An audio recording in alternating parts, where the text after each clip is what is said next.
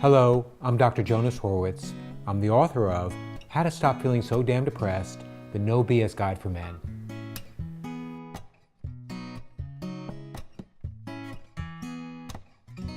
In today's video, I'm going to teach you a communication method called active listening. Active listening is one of the strongest methods to deepen your relationships with other people. Your beast, of course, does not want you to be connected to other people. It doesn't want you to be connected to other people because it wants you to be cut off. The more you feel cut off from other people, the more depressed you're going to be. The more depressed you're going to be, the more energy your beast is going to have. However, today I'm going to teach you a way to cut through that. Active listening is a great method for deepening your connection with other people. But I do want to point this out. I would recommend that you only do this for people you're trying to get closer to. This is not necessarily a method to use at work, sports, or other places where you're competing with people or they're not people you really care about. This is only for people you're trying to draw closer to. One thing about active listening is before you start listening to somebody, it's really important to shut off your phone. I mean, completely shut it off. If you leave your phone out while you're talking to somebody, it's going to distract them. And they're going to think that you're just waiting for the next text to come in or the next notification and you're not really listening to them.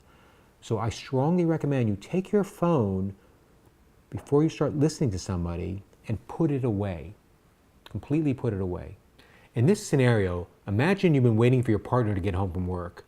You're getting worried, you don't know what's going on, and then she walks through the door and here she is. I cannot believe how long it took me to get home today. Construction on the highway is still active.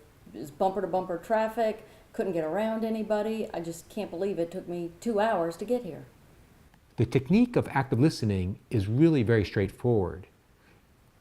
All I want you to do with active listening is to focus on what the other person says they are feeling, and then repeat back to them using this line. It sounds like you are, and then you put in whatever they say they're feeling. In this case, it would be frustrated, maybe stressed. And so I would say, it sounds like you're feeling stressed. However, your little beast of depression is listening to this conversation too, and it very much is whispering into your ear. It wants you to interrupt the other person and give them advice. It wants you to immediately try to solve their problem. The problem with your little beast is not that the advice is wrong, is that if you interrupt the other person, it's going to make them feel stupid. It's going to make them feel like you're not really listening and you don't care. And the goal here is to communicate to the other person that you're listening to their feelings and you care about what they're experiencing.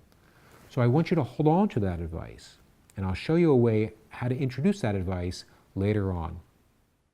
In this scenario, we're going to talk about a situation where your partner is really frustrated at work.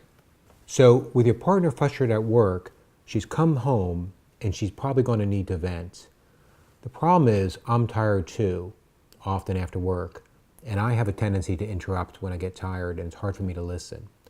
One small technique that I find helpful for me, and you might like it as well, when you're trying to listen to somebody, is bite down on the inside of your cheeks. I know that sounds silly, but it actually works. Suck in your cheeks and bite down. If you have a tendency to interrupt, that means you're not biting down hard enough. Bite down until it hurts. So how was work today? You know that report I've been working on all week? Well, I almost finished it. I got up for a minute, went back to my computer. I lost it all. I can't believe I lost it all. It took me all day, for my notes to put it back together. And I finally did, but I don't think it's as good as I started. So when I'm listening to her talk about her frustration with the computer, of course I'm thinking for a technological solution. But what she needs right now is not tech support. She needs emotional support. So I'm going to keep thinking about what is she feeling and simply repeat that back to her. That sounds really frustrating. I hate when that kind of stuff happens. That's it. I'm not going to say, oh, you really got to remind yourself to hit save more often on the computer. She already knows that. And that's not going to help us feel any closer. Remember, my goal here is to increase our connection. I'm trying to take energy away from the big beast. The more I listen to her feelings, the more energy I take away from the big beast, and we deepen our connection. One other communication style that takes energy away from your beast is called venting. We all, of course, know what the word venting means, but to make it happen really effectively, you need to talk about with your partner the way to do venting, which is that for one person speaks for about 10, 15 minutes, and the other person just listens. They specifically don't interrupt you, they don't give you advice, they don't wander away, they just listen to you. Venting, if you do it right, feels wonderful.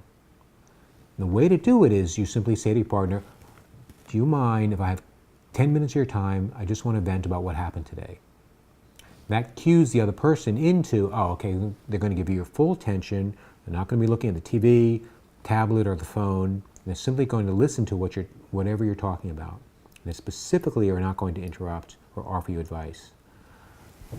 In partnerships that are really strong, people take turns venting, and it's really nice, actually. It takes your stress, goes way down. It takes tremendous amount of energy away from your beast. That's why I recommend it.